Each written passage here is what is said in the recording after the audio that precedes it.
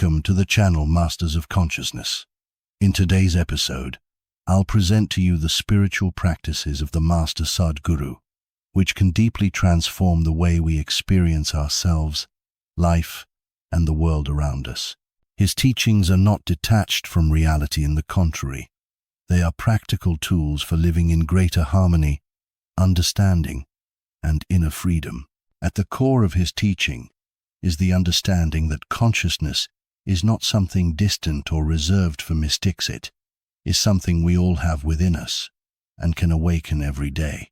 Spirituality doesn't mean escaping life, but diving deeply into its essence with greater presence and awareness. One of the most important pillars of his message is meditation, but not the kind of meditation we see in movies or stereotypes.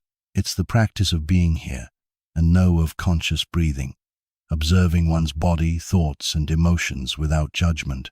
One form he recommends for beginners is a simple technique of sitting silently for several minutes a day, eyes closed, focusing only on the breath. This seemingly simple act has immense power. It calms the mind, anchors us in the present moment, and gradually helps us see how much tension, fear, and mental noise do not belong to our true nature. Another element often emphasized in his teachings is deep work with the body. The body is not just a vehicle for the soul, but a temple of consciousness. Practicing simple yogic techniques such as Isha Kriya or Surya Kriya can radically impact our energy levels, mental clarity, and emotional stability.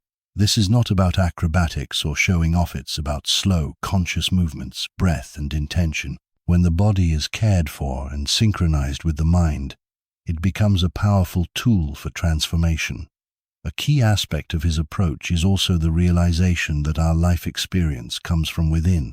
It's not the external world that determines our joy, peace, or suffering, but how we interpret reality. If we learn to manage our inner space, our mind, emotions, and energy regardless of external conditions, we can remain in a state of deep balance. He calls this skill inner engineering, the art of creating your experience from the inside out. In everyday life, one of the most transformative practices is becoming aware of your reactions. He teaches that it's not situations that hurt us, but our unconscious reactions to them. That's why he suggests a simple but deep practice before reacting. Pause. Take 3 slow breaths. Notice what you feel in your body. Watch emotions as if they were clouds in the sky. You don't need to identify with them. That moment of pause creates space where, instead of reacting impulsively, we can choose consciously. That space is where true freedom begins. Another daily practice he recommends is what might be called growing in gratitude. Each morning, right after waking up, before doing anything, place your hand on your heart and name 3 things you are grateful for. They can be as simple as waking up, being able to breathe, or having a roof over your head. This daily practice rewires the brain, shifting focus from lack to abundance. As a result, we become more open, peaceful, and inwardly fulfilled. An essential part of his message is also the connection with nature. Modern humans have cut themselves off from the natural rhythm of life, and we suffer because of it. That's why practicing daily contact with the earth, walking barefoot on the grass, touching trees, or meditating in the forest has a profound effect on our well-being. The earth is not just physical ground, it's energetic mother, capable of grounding, calming, and restoring balance. In his tradition, it's said that if you're too much in your head, sit on the earth. It will humble you gently, but effectively. One more advanced but accessible practice is observing your breath during difficult emotions. When you feel fear, anger, or sadness, don't fight it. Sit quietly, close your eyes, and focus on your breath. Don't try to control it. Just observe. Notice how it changes, how it speeds up, how it becomes shallow. Let your awareness be like a mirror, reflecting everything but holding on to nothing. After a few minutes, you might find that the emotion has lost its grip, like a wave that reaches the shore and dissolves. One of the most powerful aspects of his teachings is the invitation to deep self-inquiry. To ask the question, who am I really? Not in terms of name, social role, or history, but on the level of pure presence. Most people spend their entire lives identifying with thoughts, emotions, and memories. Yet all of this is ever changing. It comes and goes. As you begin to observe your mind regularly, you'll discover something deeper: consciousness that notices it all. That consciousness has no name, no story, no fear. It is pure, boundless, silent. This practice of insight into your true nature doesn't require a cave or years of meditation. It can be lived in daily life. Every time you pause and ask, who feels this? Who thinks this? Where does this emotion come from? You become more present. It's like removing layer after layer of masks, beneath which something has always been unchanging and full. Another recurring spiritual practice is joy without reason. We've been taught that we need to achieve, obtain, or experience something in order to feel happy. Yet true spirituality means beginning to feel happiness as a natural state, not as a reaction, but a choice. And while it may sound paradoxical, it's possible through the simple daily act of pausing and feeling the fact that you exist. You're alive, you're breathing, you're aware. Isn't that enough to smile? He often reminds us that spirituality should not be a burden or obligation. If something doesn't bring lightness to your inner world, if it doesn't lead you to freedom, stop doing it. The spiritual path is not about solemnity, but about authenticity. You learn to dance with life instead of fighting its rhythm. That's why it's so important to treat every day as spiritual practice, and not just time on a meditation cushion, but conversations, walks, eating, working. In all those moments, you can be present.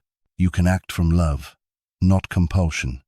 You can see others not through judgment, but through awareness. Transformation doesn't happen overnight. It's a process of returning to yourself, layer by layer. Over time, you begin to see that the silence within you is deeper than the world's noise, that the peace inside is not dependent on anything outside. This discovery is the greatest gift you can give yourself.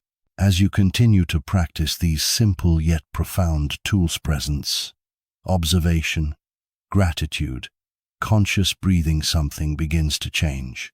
Not in the outside world, but within you. Your perception clears. People around you may stay the same. Challenges may not disappear, but you no longer react the way you used to.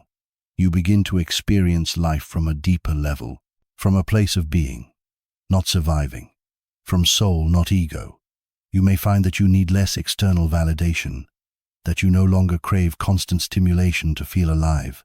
Instead, something quieter begins to arise, but far more powerful: inner contentment, a sense of fullness that doesn't rely on circumstances.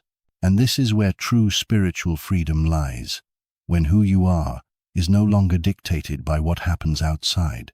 It's not disconnection from life, but a deeper connection with its essence. Many people search for answers to questions: how to be happy, how to find meaning, how to deal with pain. But those answers are not hidden in secret books or distant temples. They are within you, in your breath, in your ability to pause, to look inward, to love who you are without conditions, without masks, without struggle.